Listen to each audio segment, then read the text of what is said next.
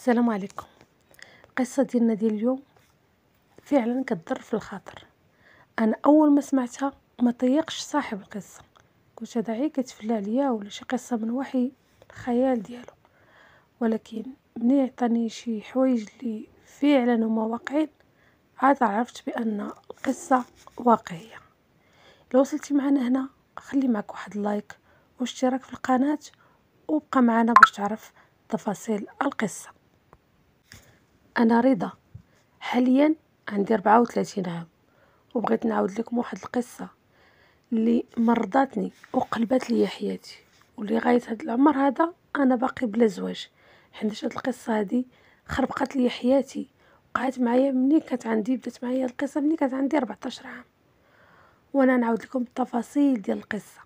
وانا الهدف الوحيد علاش جيت نعاود لكم القصة هو باش تعطيوني شي حل، عاونوني حيتاش انا محتاج تعاونوني، حيتاش انا ما كنعس لا بالليل ولا بالنهار، ضميري كيحرقني بزاف، وكان كل نهار كنقول تخيل رضا الصباح غدا تصبح ميت، فين غتمشي؟ واش لجهنم ولا فين غتمشي؟ المهم انا معذب نفسيا، وكنتمنى انكم تسمعوا القصه ديالي وتعاونوني وتوريوني الطريق اللي نشد. المهم انا عشت في واحد العائله اللي لاباس عليها. انا كنت الولد الذكر الوحيد وسط البنات، كانوا عندي 4 خواتاتي البنات وانا الولد الوحيد، وكنت انا الصغير. وبحكم انا الولد الوحيد وانا الصغير كنت مبشش بزاف عند والديا، عندي البيت ديالي اي حاجه بغيتها كتحضر صافي. بقيت حتى العمر تقريبا ديال 11 سنه. 11 سنه كانت عندي واحد خالتي مجوجه وطلقت. منين طلقات بحكم المنطقة اللي كتنتمي ليها الوالدة ديالي عندهم المرأة مطلقة عيب، المرأة مطلقة ما خصهاش تطلق، وخا يوقع لها اي حاجة تبقى مهم كتسمى مرة ديال الراجل ماشي هي مطلقة. المهم ما علينا، خالتي طلقات وقرر جدي باش غيصيفطها تعيش معنا في دارنا. جات تعيش معنا مدة وهي عايشة معنا، المهم بحال عايشة بحال خواتاتي، حيت بحكم هي ماشي كبيرة بزاف، يعني هي ديك الساعات اللي طلقات كانت عندها 19 عام، يعني هي تقريبا كبر مني ب8 سنين. جات عاشت معنا في الدار ديالنا عايشين بخير وعلى خير، انا عندي بيتي كنعس فيه، المهم كنخرج عيه كناكل معاهم، والمدرسه انا في المدرسه.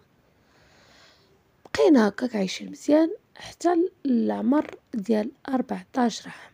داك العام اللي كان عندي 14 عام باقي كنعقل واحد النهار اللي ما يتنساش ليا. كان في شهر 8 وكانت واحد الحراره بزاف اللي ما تقدرش تستحملها. المهم تعشينا، باقي كنعقل، تعشينا في السطح. ملي وصلت ديك الوحدة الصباح صافي كل واحد مشى لبلاصتو باش ينعس. انا دخلت البيت ديالي باش نعس، وانتم عارفين بحكم الحراره وانا كنعس بوحدي، يعني كنعس كيما بغيت. انا لابسه غير الاونو ونعست في البيت ديالي وداني نعس. واحد الوقيته كنحس شي حد كيقيسني. انا في الاول تسحبني راسي انا كنحلم، وبقيت كنقول راهي كنحلم. شويه كنحس فعلا ديك بنادم قريب ليا بزاف. ملي حليت عيني كنلقى الضو مشعول، وكنلقى ديك خالتي اللي مطلقه اللي عايشه معنا محيده حوايجها كاملين وكتشوف فيا. ما نكذبش عليكم، انا في لاج ديال 14 عام باقي ما كنعرفش بزاف ديال الحاجات، بقيت غير كنشوف فيها ما عرفت حتى شي حاجه. شويه وهي تقول لي ما عندك مناش تخاف، انا من نهار جيت عندكم هنا وانت كنتي كتعجبني، وكنتمنى توقع بيني وبينك شي حاجه، ولكن ديك الساعات كنت كنشوفك باقي صغير، يعني ما عاد تكون قاد على حتى شي حاجه. ولكن دابا انت تبارك الله كبرتي وليتي عندك 14 عام، يعني ما بقى لك والو باش تولي راجل يعول عليه.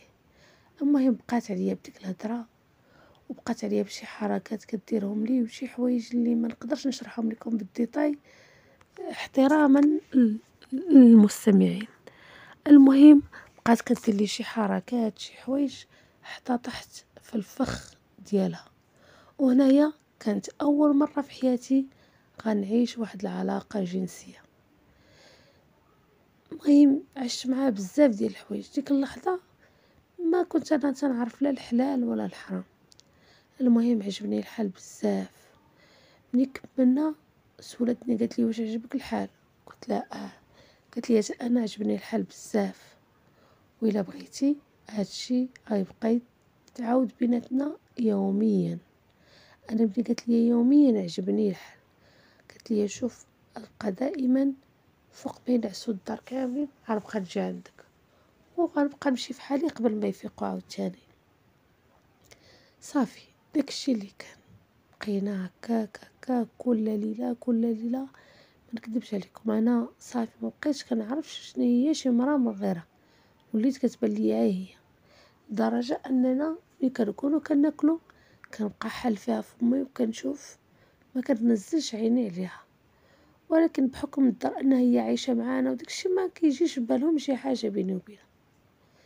صافي بقيت هكا، وهي بحكم ان جدي وجداتي صيفطوها باش زعما ما ديرش زعما شي حاجه ولا تغلط ولا تخرج للزنقه، الوالده ديالي كانت راده معها البال بزاف، ما كتخليها لا تخرج ولا تدرج، كتبقى في الدار وكتخرج معها هي.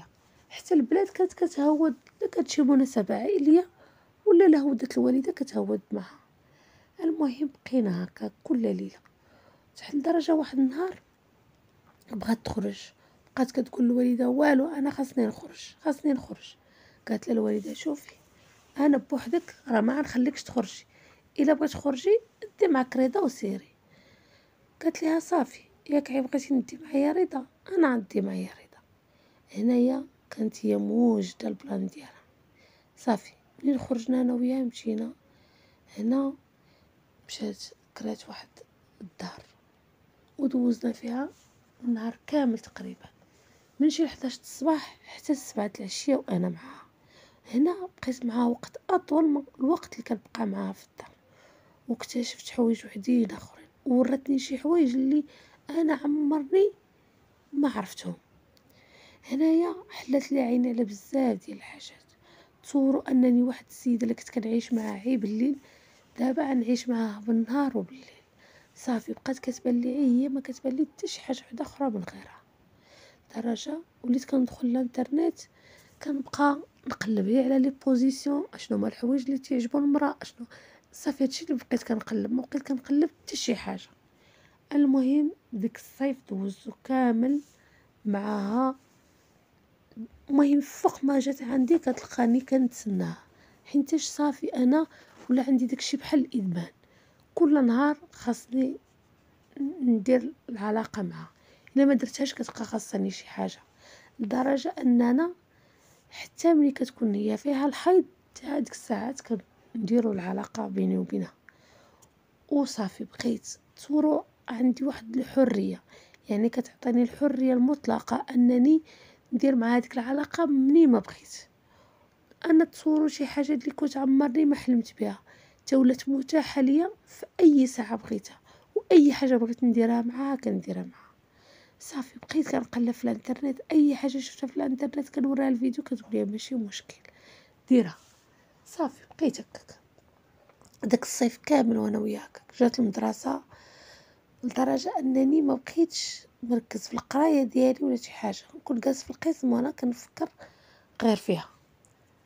دوزت داك العام بستارتر باش نجحت. المهم ما نجحتش في ديك النقطه اللي مولف كنجح بها، نجحت بواحد النقطه اللي ناقصه بزاف. الوالد ديالي ما عجبوش الحال، وكان كل عام في شهر 8 كيدينا كنسافروا، وداك العام حيتاش ما جبتش نقطه مزيانه كان هذاك هو العقاب ديالي، انني ما غاديش نسافروا كاملين غنجلسوا في الدار. هو بالنسبه لي كيعاقبني، ولكن بالنسبه لي انا كان عاجبني الحال، حيتاش ملي غنبقاو في دارنا نقدر ندير مع خالتي داكشي اللي بغيت كل ليله. ولكن الا سافرنا ما عندناش كيفاش نديرو حيتاش غنكونوا مجموعين مع بعضياتنا. صافي بقيت هكا انا وياها. هذا العام الثاني العلاقه بيني وبينها، وهنا جاتها واحد الفرصه باش تتزوج. الوالد ديالي كان كيعرف واحد الشيفور ديال الرموك، يعني كيدير المغرب الخارج، كيسافر بزاف يعني ما كيبقاش بزاف في الدار. وهذاك السيد قال لي عافاك الا كتعرف شي مرا انا بغيت نتزوج. با قال لي شوف انا راه عندي اخت المدام ديالي دريه باقا صغيره راه ماشي كبيره ولكن هي راه مطلقه. السيد قال لي انا ماشي مشكل أنا تكون مطلقة ولا بنت أنا ما عنديش المشكل، المهم هي تكون بنت الناس وتكون زعما تصوني وما ديرش شي حاجة في الغياب ديالي. لا الوالد ديالي قال لي المهم أنا غنلاقيك معاها وديك الساعة تيكون خير. صافي داكشي اللي كان. جا السيد وخطب خالتي وبقاو عليها الوالدة ديالي وبا تيقولها السيد ما فيه ما يتعب. جدي وجداتي قالوا لها هذا غادي تزوجي به، بنتي ما غتبقايش مطلقة وتبقى دايما جالسة عند الناس. صافي بقاو عليها وهي تزوج. ملي تزوجات ما نكذبش عليكم حسيت بحال القلب ديالي مشى معاها، وبقيت دخلت في واحد الدوامه وبقى فيا الحال وكنقول علاش خلاتني تا ولفتها وليت كنبغيها ما نقدرش نشوف شي وحده من غيرها، وفي الاخر مشات وخلاتني. صافي بقيت هكاك دوز معها الراجل واحد الشهر من بعد رجع للخدمه ديالو.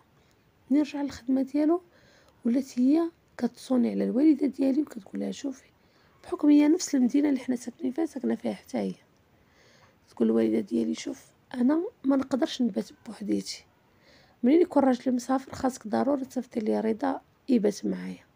الوالده ديالي على النيه ديالها كتقول لها صافي واخا ماشي مشكل، احسن ما تباتيش بوحديتك، لا بغيتي تجي تباتي معنا باتي، بغيتي تباتي في دارك راه صيفط لك رضا. داكشي اللي كان كتصيفطني وكنبات معاها. ما نكذبش عليكم ملي كنمشي عندها الليل كامل ما كنعش، كنعاودو انا وياها وكنعيش معاها وكنرجع الذكريات اللي ديالي معاها. كتقول لي شوف انا راه واخا مجوجه انت هو الوحيد اللي كنحس معاك بالمتعه، ما كنحس مع حتى شي واحد اخر بالمتعه من غيرك، وما عمرني ما غنتفرق معاك، هاد العلاقه غتبقى بيني وبينك دائما. صافي بقات ديك العلاقه بيناتنا هكاك. ولكن ملي بدات المدرسه حاولت ما نديرش نفس الخطا اللي درت العام اللي فات. رجعت كنقرا القرايه ديالي ومركز مع القرايه ديالي ونفس الوقت راه عارف العلاقه ديالي معها ما كاينش شي حاجه اللي تزعزعها. بقيت كنقرا. صافي مشيت دازت السنين حتى العام اللي خديت البكالوريا. داك العام ديال البكالوريا بديت كنعرف بزاف ديال الحاجات وكنحس براسي بانني غلط، وكنحس براسي بانني داير واحد الغلط كبير. كان عندنا واحد الاستاذ ديال التربيه الاسلاميه وداك الاستاذ ظريف بزاف، وانا قررت باش نقول ليه شنو كندير ونشوف الفكره ديالو. صافي مشيت عنده باش نسولو، وانا نقول ما نقولش ليه انا، قول لي شي واحد. جيت عنده وانا نقول اسمح لي يا استاذ عفاك بغيت نسولك. قال لي واخا ولدي. قلت لي راه واحد الراجل الجار ديالنا عنده علاقه مع خالته. هو ملي قلت لي عنده علاقه مع خالته قال لي كيفاش هاد العلاقه مع خالته؟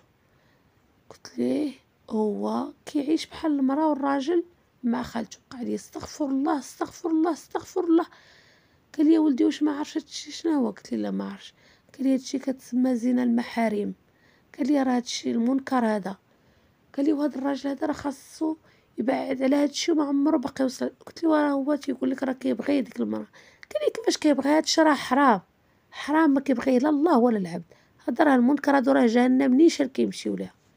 انا ما نكذبش عليكم فاش قال لي ديك الكلمه ديال راه جهنم نيشان غيمشيو ليها، من داك النهار ضميري كيحرقني بزاف وما كنعرف راسي واش كنقول انا غدا لا صبحت ميت غنمشي لجهنم، يعني انا الحياه ديالي ضاعت. صافي داك العام اللي خديت البكالوريا قررت بانني غنمشي نقرا في مدينه من غير المدينه اللي انا فيها. قلت هذه فرصه باش نبعد عليها وننساها ونحاول نبدا حياتي جديده ونتوب لربي باش يسمح لي ربي ونكمل الحياه ديالي عادي.